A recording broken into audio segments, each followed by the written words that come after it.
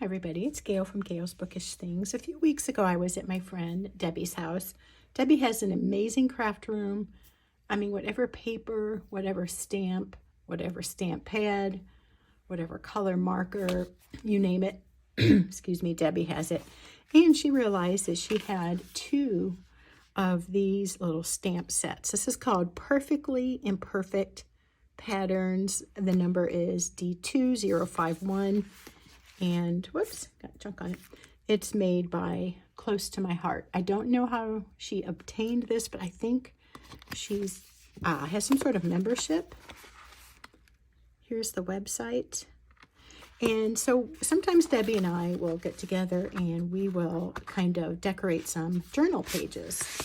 And she showed me how awesome these stamps were. So I thought we could do a few together. Hopefully there's not too much of a glare. Let me kind of just move it off of here. Let's see if that helps with my journal. We need a solid background. I kind of feel like it's not this, but anyway, it's like a pebbly, sort of a grid, sort of hash marks, I guess you would call that. It almost looks like a grate, like corrugated steel kind of thing. Splatter, a couple little dots, hearts, and a sideways pattern. But the one that I just loved was this one. So it has been stained. Let me grab wipes here because it was used with a permanent ink. But let me just show you. These are such nicely made cling stamps. The texture on here is so fine. It gives a great layering. And then there's a more chunkier texture right there. We can maybe sample each of those, but I think that's my favorite. Real quickly though, I'll just show you some ideas for decorating your journal pages. Last night I was watching TV and sat down with my basket where I have all my collaging stuff, and I grabbed stuff that I like to put in my journals as well. So I have stickers, ephemera. My son Noah bought me a Chick-fil-A burrito today, which was really nice of him. So I just stuck that sticker in. Some of my coffee stickers. And this is my everyday journal. This is where I just journal whatever, a quote, what's going on with the family, this, that, and the other. It's kind of a catch-all journal. These are so pretty. These are from my daughter, Kristen, which gave me for Mother's Day. These are from one of the online kits. I have a lot of miscellaneous stuff, and I was getting to the point where I just wanted to use it and not just keep rearranging it, you know, or storing it or figuring out the best way to keep it. I'm like, just put it on these pages, and then when I go to journal, if I want, I can match my fountain pen ink to what's already pre-applied to the pages. I love these coffee ones. And then this is from my friend Kim. And so let's go ahead and do this on some blank pages. I am looking for my clamps. I am never like as ready as I should be for these videos because I always do things on the spur of the moment primarily. Well, we'll just hold it down. I don't know where they all ran off to. I won't keep that there, but let's go ahead and ink up this one. I did a pre-sampling of, maybe that'll look nicer, of some of the distress inks I'm considering using. This one is the brushed corduroy. It's the oxide, and I think the difference of the oxides and the regular inks is when you apply water, they will like become more watery and gives it different texture. Then I have the black soot, vintage photo, more brown. This one's a lot more golden or more tan, I think. And then the fossilized amber. So just a glance at these, I think we're going to get the best idea of the texture from one of these two. So let's try the vintage photo. I know this one is running a little low, but I think the coloring of it will give us the best contrast. We can put some on these pages, and then they'll be pre-decorated. I tend to just, I guess that would be a normal thing, but I oftentimes go to the bottom corners first. So let's try it up here. Hopefully I'm getting enough leverage because there is a bit of an uneven surface underneath. It just looks like the coolest smudge mark. There's this little tiny texture there. I think that is so neat. I don't know. I'm sure it's done maybe like with laser or something, how they design that, but I think that is so cool. It could look neat with perhaps a word sticker on top of that or writing over it. I hope you can get an idea of how amazing the texture is on that stamp. Let's take it off and, well, actually, let's stamp it again. And let's do one down here. Hopefully I'm sort of rearranging. I learned a neat trick from Hello Jillski. She is, or was, I don't know if she's still on, a YouTuber that does a lot of Bible journaling. And sometimes she says, go off the page a little, so it looks a little more random. I mean, you do waste a little bit of the ink, but I do kind of like that effect. It doesn't look so perfectly placed. A little more random. Let me grab a drink of my tea.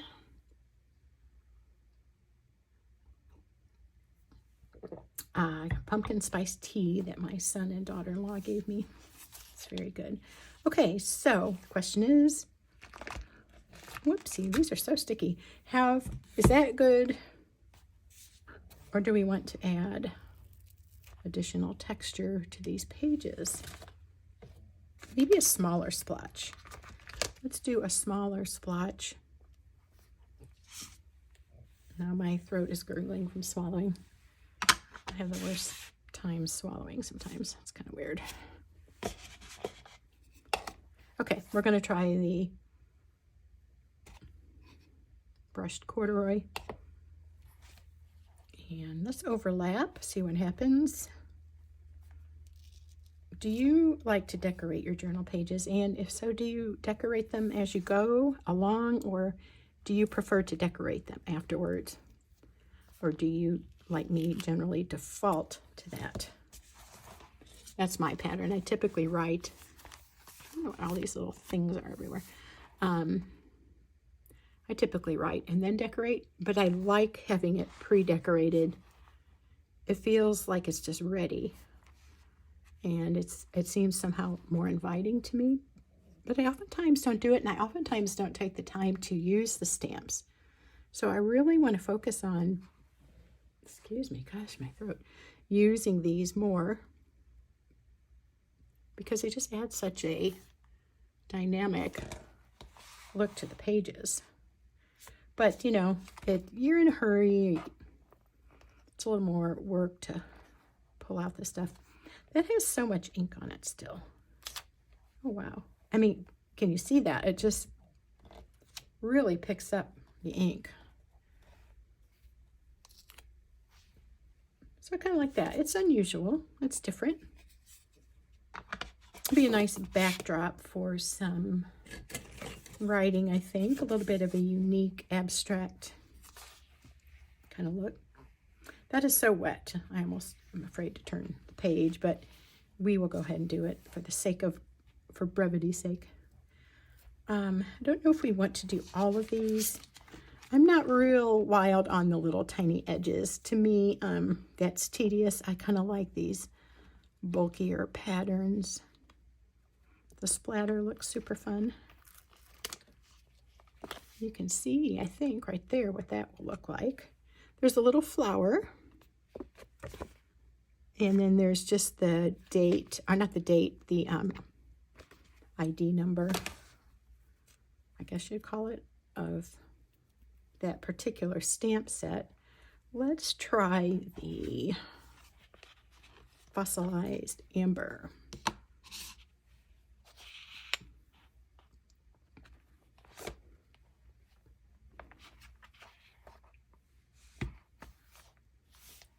I don't know. Don't overthink it, right? Just do it. But overthinker I am.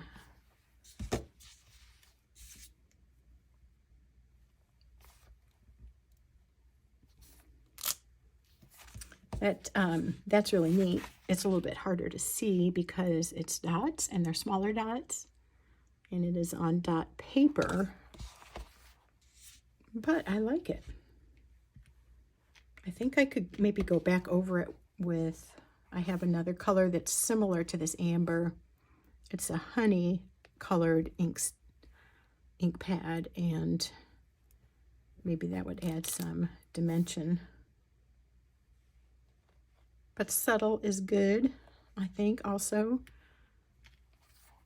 We'll just be a little more uniform here and do one in each corner. Oftentimes, if I'm decorating pages, I'll get out a little strip of washi or maybe outline the, like make a border on my pages. I don't, like I said, often use stamps. Not often enough. I do use them. It usually is when I'm feeling like I have a lot of time, and we all tend to maybe not feel like we have all day to sit and play with our stuff as much as we want to. Just wipe that off a little bit. I'm going to dab these a second. Grab a leaf while I'm at it. Okay, I like that. I think I would like it more with the orange added there in my craft cart. Let's give that a whirl with the polka dots or the splatter on the wild honey one. This is a really pretty color. I've used it a lot in my Bible journaling when I do pages that talk about God's word being sweeter than honeycomb and so forth. Okay, I'm going to just kind of trying to mix it up. Maybe just kind of overlay that, but not try to line it up. Just kind of put it slightly on top. Yes, I do like that better. I like the dimension of the two colors. And I think I actually like this honey, wild honey stamp or ink or whatever, stamp pad. I like that color a little bit more on this cream paper. It shows up a little bit better.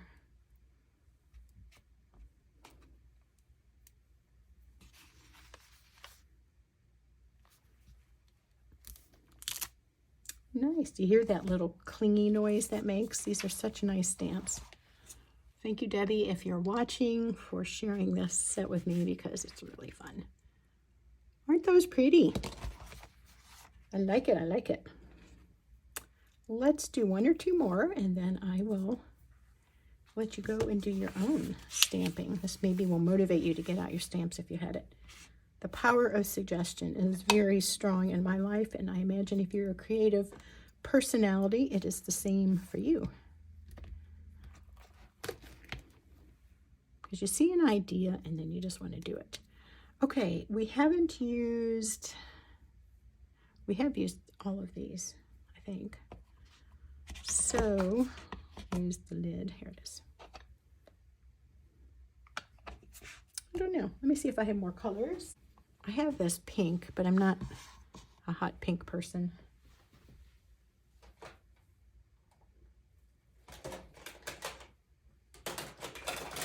Okay, here we go. This is a chalking ink. It's called Berry Jam. I bought it a couple years ago at a nearby store, and I was super happy to find a nearby crafting store relatively near. My favorite area to shop is downtown St. Charles for fun stuff, you know, like cutesy stuff. And they had a scrapbooking store. I'm just kind of, as you can see, crisscrossing that. It's your basic grid. I like that. And I like this kind of subtle berry color. So I think what I could do is go back and add maybe a sticker or something in the corners, or a little piece of ephemera. And I will write all over this. I won't just like keep it into there. I will go on top of that. When it zigzags or crosses over, it kind of gives a zigzag stitching pattern, but basically it's just a grid. And when I say just, I mean that in the best sense of the word. Okay, now, what other one do we want to do? All those smudgy ones, I think, are going to be similar. It's just that these are a little more elongated. And this one, if you have that trypophobia or tryptophobia, not disease, but thing, you might not like that one. I know my daughter Brooke would be freaked out by that. Brooke, if you're watching, which you probably aren't, you know I'm right. Okay, let's try this again, and then I think I'm going to layer it with the black. See what happens there. Oop, can't see it. That's what happens. Not enough ink. Probably not as keen on this pattern. I feel like I'm just not getting it inked up well enough. Very possible that my ink pad is getting low. I think the yellow and black would look neat, kind of like a bumblebee. So let's see if that helps. Yeah. It makes the yellow pop out a little bit.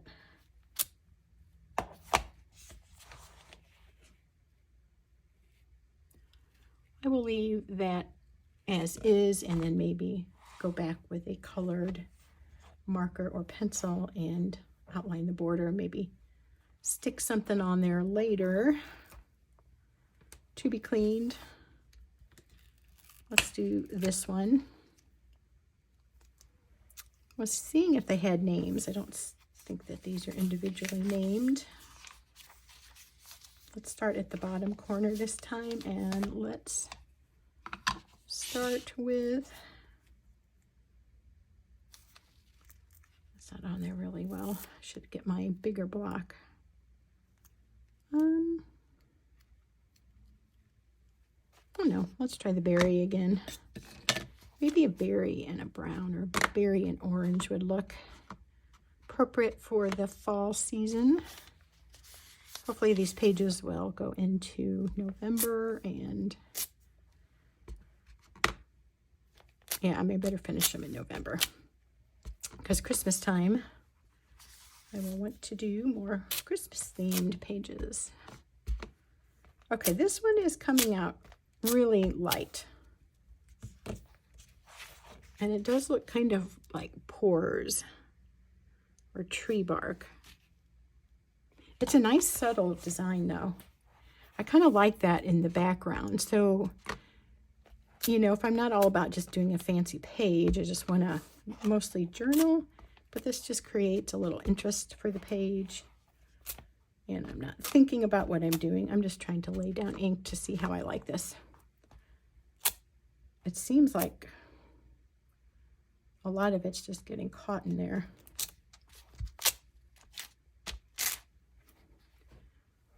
You can kind of see, perhaps,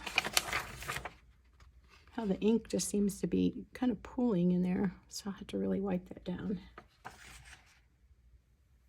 don't like this one as much. I think I like the grids and the smudges versus those other two. Let's add some wild honey. Oh, took it off. Hello. I'm just going to go over it, not bother cleaning it. Shame on me. But, ooh, now I like that better. Debbie makes the best textured pages. So power of suggestion, what we're talking about. Hers are amazing. And every time I see her and we do are crafting together, I want to go home and play with my ink pads and stamps, and I want to create pages that look like hers. But we're all kind of drawn to different things. You know, I notice like that's really her thing, and she does a marvelous job. I have to work at that a little bit more, where that just seems natural for her. I'm like just filling in the whole page. Why not? Let's just do it. That'll be really fun to write on. And I'm liking this better in this color. Otherwise, it looks like a rash. I like it with the yellow. Oh my, I'm so weird. Okay. I know you're dying to see one of these long pieces, so let's try that one. Let's try it in a not so dark color, because it would be hard to write over something that was done with the black ink, I think. So let's try, the Vintage Photo. And let's maybe make like a little place where I could write a date on the top of the page with that.